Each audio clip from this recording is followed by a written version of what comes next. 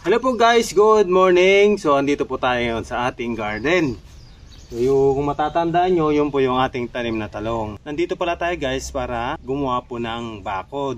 So dito ang part na to, tsaka doon, lagyan natin ng poste yan. At pagkatapos, lalagyan natin siya ng bakod na net.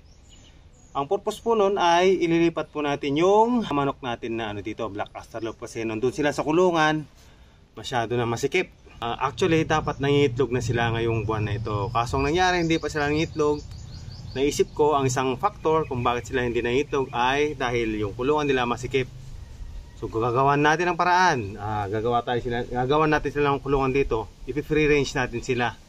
At baka sakali, mangitlog na po sila. At sayang din po yung panahon. So, tara guys, samahan niyo po akong gumawa ng free range na kulungan.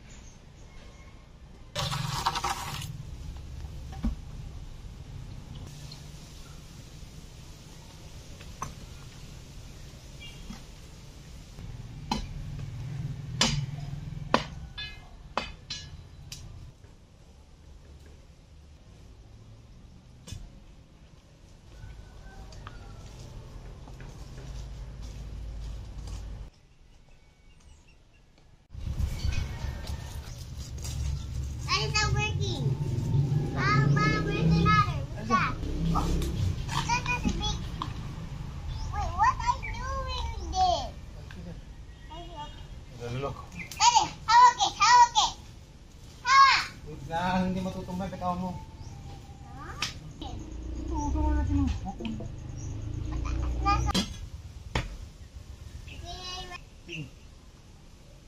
Galing oh.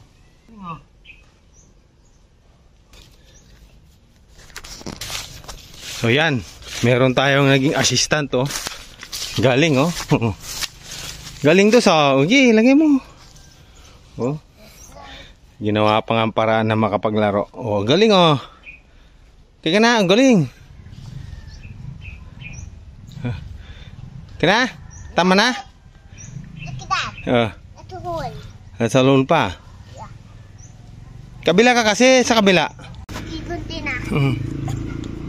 Nothing now. Sige pa. Tapakan mo, tapak mo. Galing oh. Okay, finish? Finish na. Tapak mo lang. That's what that. Hindi, step mo lang. Dear. Tapak, sige pa, paikutan mo. Ikot ka, sige pa, lahat. Ang galing oh. Tapak, galing. Okay na? Yeah. Good job. Good. At yan po, natapos na natin yung mga poste oh. Yan, sa 2-3 poste. So ang oras na po ay mag-aalas 12. Papahinga lang konti. Mamayang hapon, dalhin natin dito yung range net. At saka ilalagay na po natin diyan. Papahinga mo tayo saglit. Ayun na po yung mga poste. 1, 2, at 3. Pahinga muna. O yan o, may kasama tayo. Wow, galing o. Dos, diba? Yeah.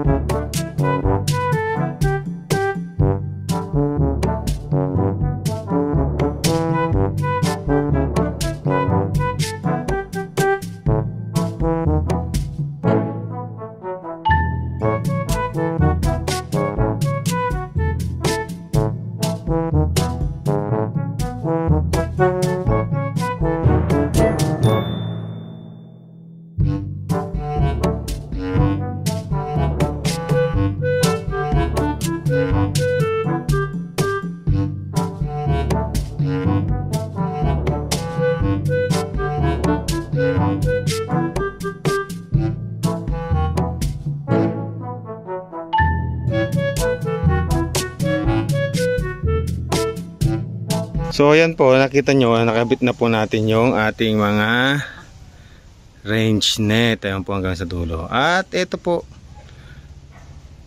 charan! Ayan, nandito na po yung mga manok natin. Bali 7 po sila. Meron pa pong 3. Hopefully maganda po yung resulta dito sa ating pagpapakawala sa kanila dito sa kanilang range net. Ito hanggang doon. So medyo maluwang-luwang na rin konti itong paglalaruan. Baka sakali makaproduce na po sila ng itlog. So ito pong gilid. Ito po yung gilid natin. Ayan po. Ayusin po natin hanggang dulo doon para sure na hindi sila makaalis. So ayan guys, medyo partially natapos na natin ng ating free range na kulungan. Ligyan na natin to ng free range nito hanggang doon.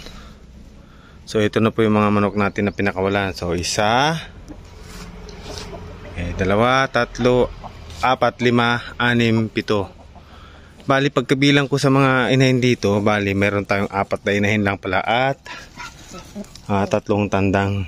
So magbabawas po tayo ng tandang mga kasama kasi masyado marami. Titira lang po tayo ng isa la dyan. Tinatapos na po natin itong ating project na free range na kulungan. Dito po pagkagalaan natin yung mga manok natin na Black Australope puli. Mangitlog na po sila at maparami na po natin sila. Ayun, pinagala na po natin itong ating mga alagang manok. Hopefully, mga sa lalong madaling panahon, mangitlog na po sila at makapagpapisa ulit tayo ng sisiw para dumami pong ating manok na Black Australope. Ayun na nga po yung ating mga manok ko. Pag-aala na sila. Yung isa parang naninibago. Yun po yung 6 nandaron. Ayun, mukhang tuwan-tuwa sila. Nag-enjoy sila sa kanilang bagong environment. Doon pala sa dulo, meron tayong mga alagang pato doon. Nakahiwalay sila.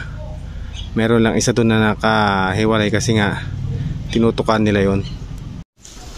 Sana po na-enjoy nyo ang panonood sa aking video. Hanggang doon lang po sa ngayon. Paalam at good day.